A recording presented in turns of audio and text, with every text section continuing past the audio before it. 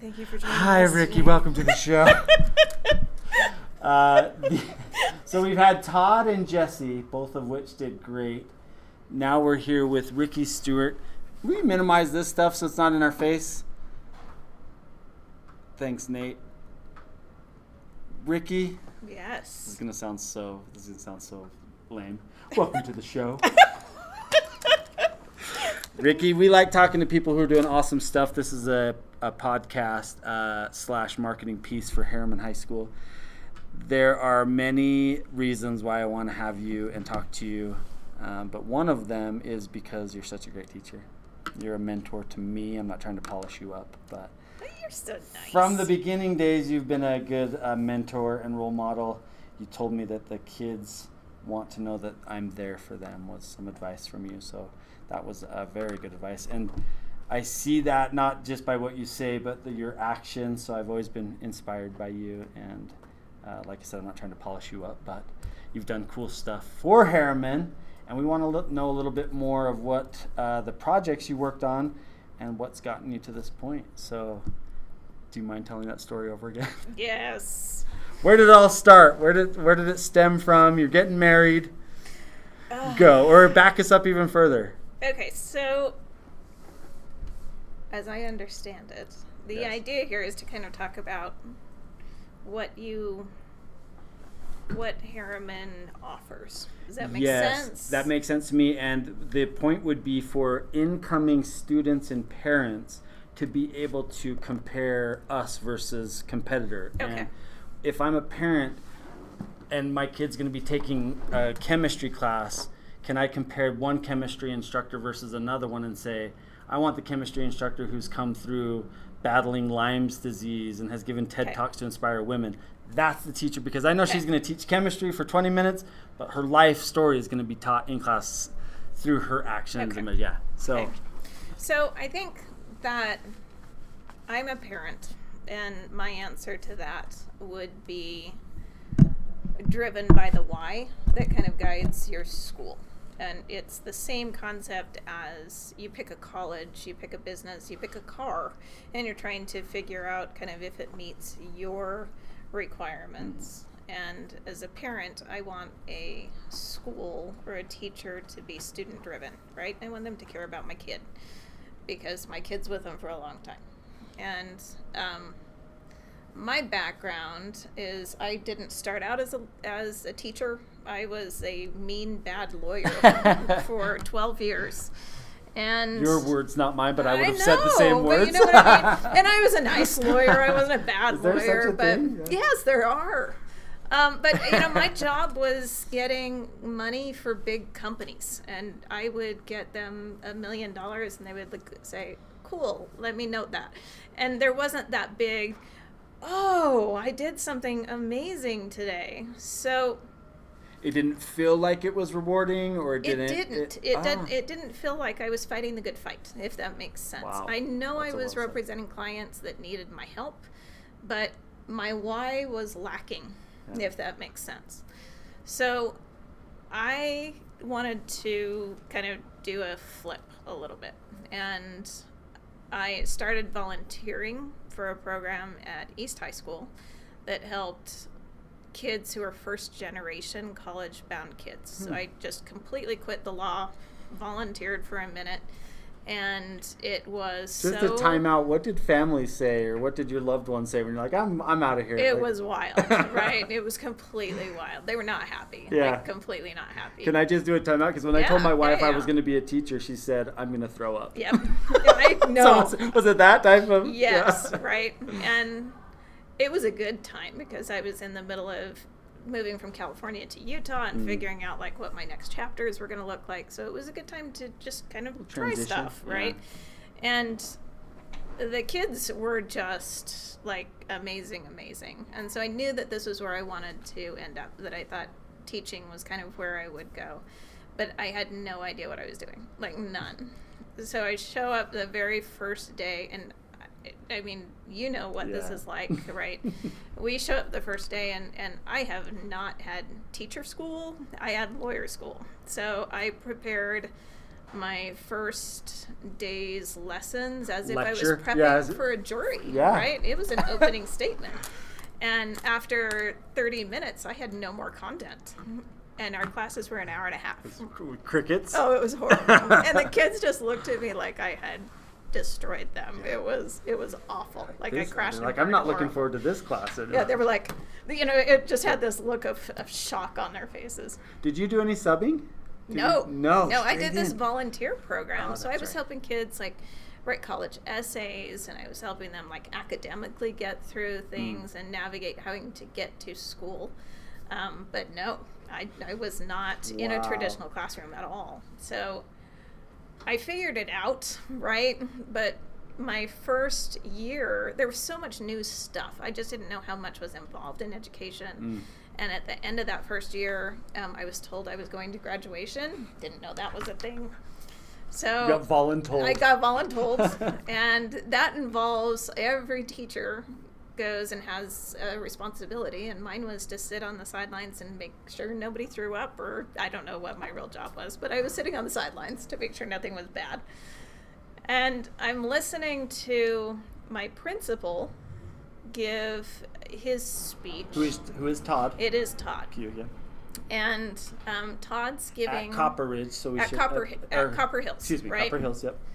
And Todd is giving a speech, and he used to give really long graduation speeches. I mean, really long. Bless his heart. Yeah, it was a lot. And he's gotten way better. Yeah. He's transitioned out of that. But he told student stories, which I loved. And he picked like 3 kids that he wanted to highlight that just had unique stories. And one of them was a kid that was sitting in he was one of our graduating seniors, and his story was that he was homeless and had been for almost 6 months of his junior year.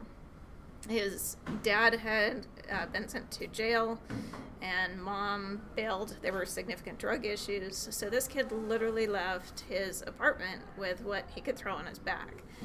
And as Todd told the story, he really painted this picture of this kid in a tent with a sleeping bag, and he would move from convenience store to convenience store until they would discover him, and then he would move to somewhere else. And it was just this horrific story of this kid being able to survive. And I left graduation thinking that, first of all, that Todd was amazing, but that there was a bigger picture to teaching than just the crap I was putting out in class. So at the same time, I am getting engaged, and I'm old, so we didn't need like a registry or anything like that, but my mom was harassing me. And mom wanted to give me a gift, and I really didn't want anything or need anything. And this story that Todd had told just was still in my brain. I couldn't shake it. So I decided that I would look at crowdsourcing options to do a registry so my mom could give tents or sleeping bags like this kid had, right? And so I found Donors Choose, and Donors Choose had a match at the time for exactly educators, this. or for... It was specifically for kids who were in economic need, right? Wow. So any Yeah. sort of resources for these kids. So I put this thing up. I had no idea what I was doing. It took forever, right? I got much better at it, but that one was it was awful. And I registered for 10 tents and 10 sleeping bags. And I sent it off to my mom, and I'm doing my wedding invitations at the time, and so I put the link out to the printer, and within 24 hours, the project was completely funded by strangers. Wow. And so I thought, okay, well, that was really nice and cute, and I really didn't know how that even happened. It was like one person that just went, here's your money. And so I registered for what else I thought the kids would need. So it was backpacks and some, just basic supplies type things. And put that guy again, talked to the invitation printer. It was funded in 24 hours again. So at this point, I'm starting to get emails from the donors themselves. I've got 3 main donors that are funding each one of these projects. And they told me that I needed to go bigger. Wow. Can I get Melosi Brown to come to the attendance office? And so I reached out. I didn't know what bigger meant. So I reached out to our school district, and the district told me that we have a significant homeless problem in Jordan School District. And I didn't even know that was a thing. Yeah. We had 110 homeless kids at that time at Copper Hills, and in the Just district, that one school. in one school. Wow. And as a teacher, you're not allowed to know who those kids are.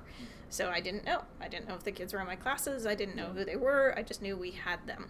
But as makes sense in a district, that funnels down all the way through elementary schools, preschools. So we have in Jordan School District, in every year, we have about 1,500 kids that are registered as homeless. Wow. And that's a pretty amazing, staggering number when you think about it. There's 2,000 students at Harriman. Right. So every kid here minus 500, that's Yep. a lot of people. And Wow. what they told me is that every single high school, so even our schools that are traditionally more wealthy, have a significant number of kids who are registered as homeless. And that it covers everything from kids like couch surfing to 3 or 4 families living in a home to non-traditional housing, which is where this kid would have been. It's everything. So the situations these kids are in is rough. Yeah. And the district liaison told me that the biggest need that they had was coats, because coats are expensive and families just don't have the funding to be able to go and buy a new coat. So I thought, and this is completely selfish because I didn't want to deal with my invitations anymore, right? Had you already printed 2 and now the link was, right? can't go to the link, it's already fulfilled, yeah. Now I'm Oh still my out of gosh, luck. yeah. So I decided that I was going to do a bigger project, and I wanted to do $3,000 worth of coats. And I figured the worst case scenario is I could donate to it, because my mom's going to give money, my aunt's going to give money, and some of that will go towards the coats. And I reached out to our education foundation, and they said that they would back me in case everything just went awry. So I felt pretty confident. And we registered, and by the way, to register for that means I have to shop for each coat. And I am a horrible shopper. I do not shop. So I'm on Amazon for hours picking coats, right? This one. Exactly, right? Can you imagine? So I go through that, and the district, this is like right before school is going to start, and the district is getting telephone calls from news media trying to find school-related stories. So I get a telephone call from the same lady who I've talked to at the district, and she tells me that she wants me to do an interview with KSL. And I told her no. Because I You just got married. I Yeah, no. busy. Oh, wow. At this point, I'm engaged. I'm planning wedding, but that's not yeah. my thing. I hate this stuff. I am not a publicity person. I'm a behind-the-scenes person, Yeah. right? It's true, yeah. That's just not my thing. And she told me that the condition that they put on it is that they would put the link for this coat project on the story. So at that point, I'm stuck, right? If I say no, I'm a jerk.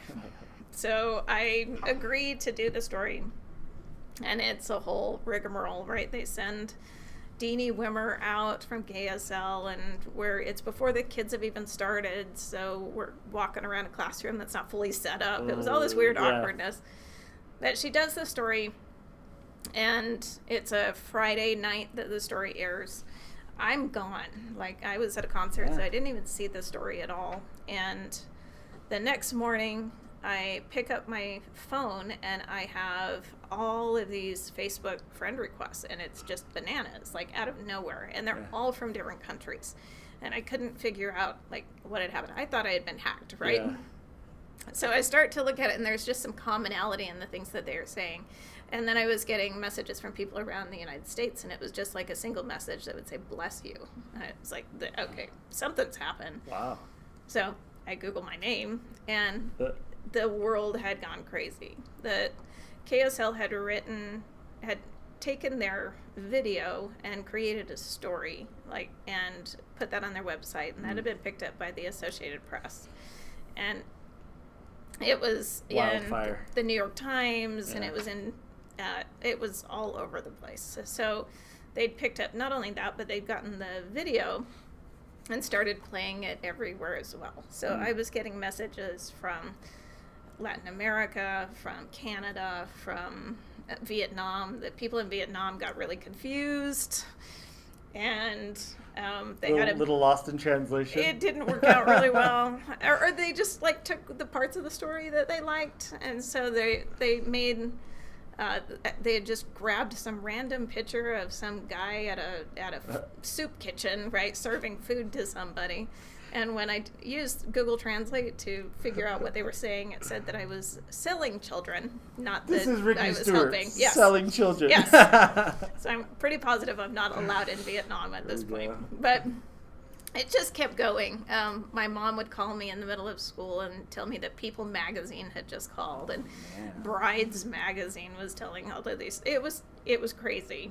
And then we got a telephone call from NBC Nightly News, and they wanted to do a larger story, and so many different weird, dumb nuances to this thing. Like, there was a tornado, so our story got bumped by a tornado. Think of all of this craziness, right? Yeah. So at this point, they send a news crew, and they're at Copper Hills for days, and we've got our video production class watching, so they can see what like a national broadcast Real actually life, looks like.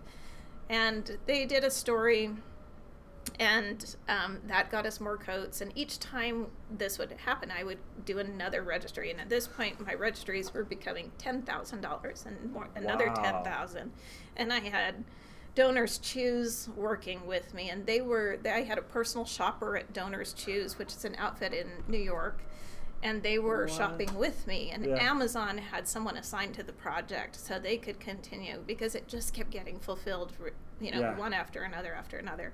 And I would get calls in the middle of the day and say, I'm an agent for Ashton Kutcher, and he just wants to give some money if you can give me a quick interview. And it's like, I love Ashton. Absolutely. Ashton's great. It was insane. And every day had another weird nuance to it. And it ultimately, we're sitting there on a Saturday, and I get a telephone call. And this was normal at this point, as dumb as that sounds, but this telephone call was a screener for Rachel Ray. And I acted like a 16-year-old at a Taylor Swift concert because I love her, right? I own every single cookbook Rachel Ray has, and so it was like this moment of, oh, this is amazing. So they wanted to do a story for World Teacher Day, and because it's teacher donates her wedding registry. That's exactly what the story becomes, right? Oh, that's actually really cool. It was great. It was nuts. And so we get into negotiations, and there's contracts, and I mean, this was all stuff that I hadn't even thought of. And they wanted to send a crew to my wedding to video the wedding. So I nixed that. So instead we worked it out, so they came before, and they were there for a couple of days as well. And husband-to-be didn't want a big news crew at his wedding? Can you even imagine? No, he was very good about all of this stuff, but it took over our wedding, right? Instead it became, I've got to do, because it's helping homeless kids, and how can you say no when it's that? Instead it's, picking out the desserts for your wedding, right? It became they became intertwined. And he was very, very good at that, but it was a weird thing, tough. A very weird dynamic. So at the end of the day, they send me out the day after the wedding, and I go to New York, and they've arranged for a partnership with Burlington Coat Factory. And Burlington gave us 1,000 coats and $10,000 to each to our school and to an elementary school. So all in all, with this whole thing, we ended up getting enough coats to give every single kid in Jordan School District a new coat. But then we had extra, and we took it to school in Granite School District where 100% of the kids are on free lunch. And it was the very first time any kids, they had ever had a new coat.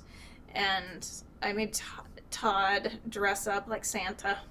And we got a Jordan School District bus, and the entire district and Todd arranged for all of this to happen so my kids could go with me.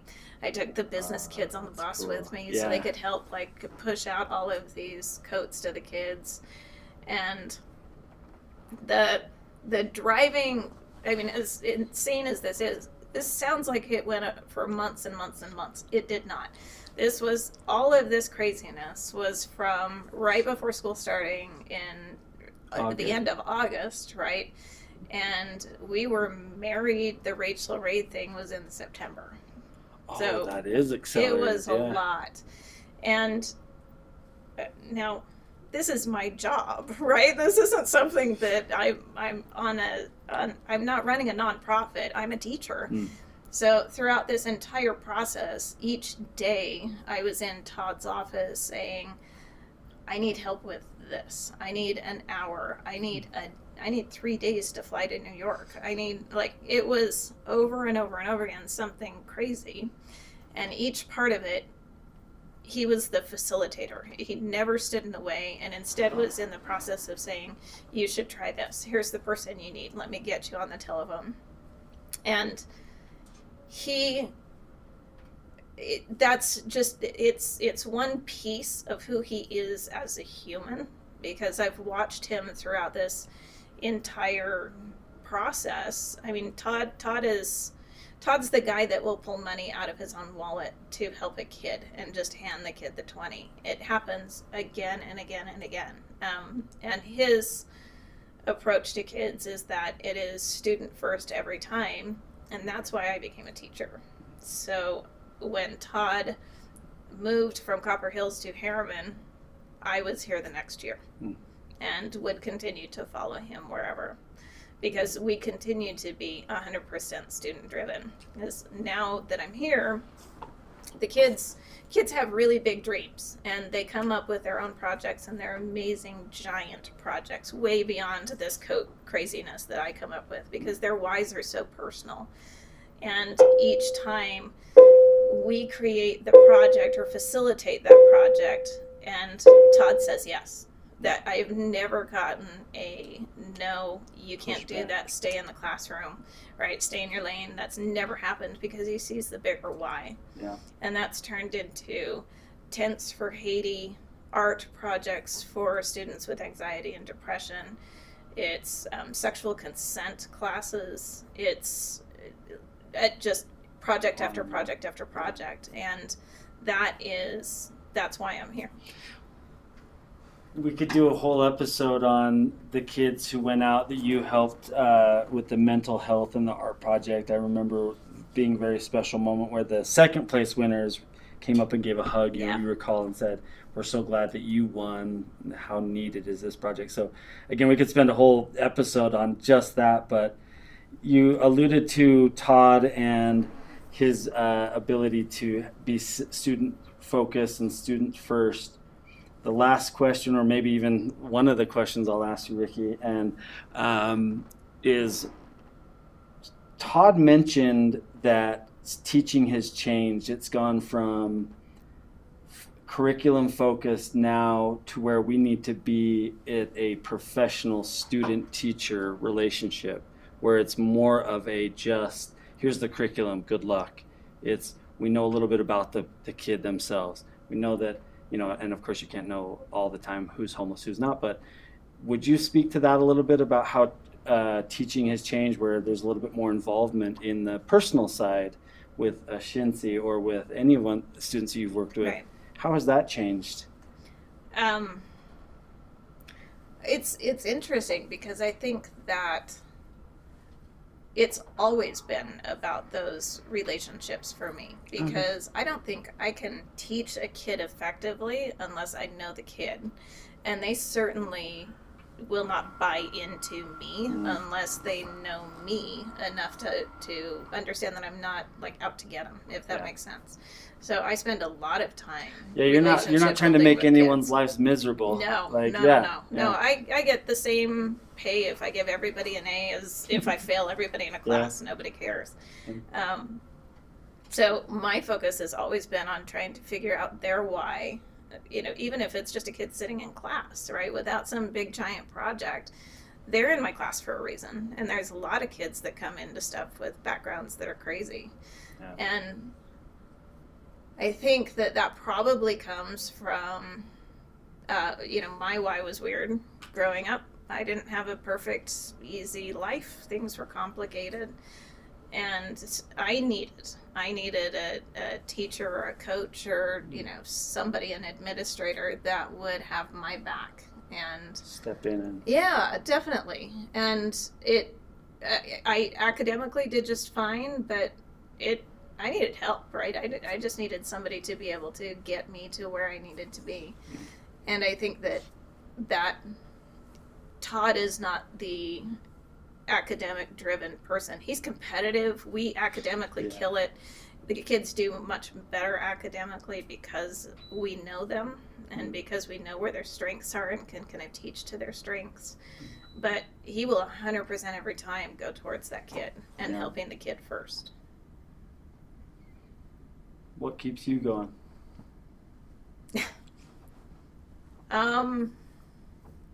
I think it's seeing kids do more than they ever thought they could do. Like I have seen kids. I'm not an easy person to be a coach. Like I can see what kids need to do in order to do well and to win and to compete really at a high level. And so I'm very frank with kids about where they're at and where they need to be. And because of those relationships and because they know where I'm coming from and that it's a place that I care about them and that I want them to succeed or help them to whatever level they want to get to, they're okay with that. And together we take that path. But it kills me. It personally just destroys me when I see the kids get to the points that they've wanted to be able to see them succeed at those levels. It's a big deal.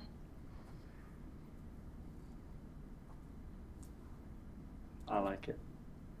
End it there. Very good. I like it, Rickee. Okay. You did awesome. Done and done. Done and done.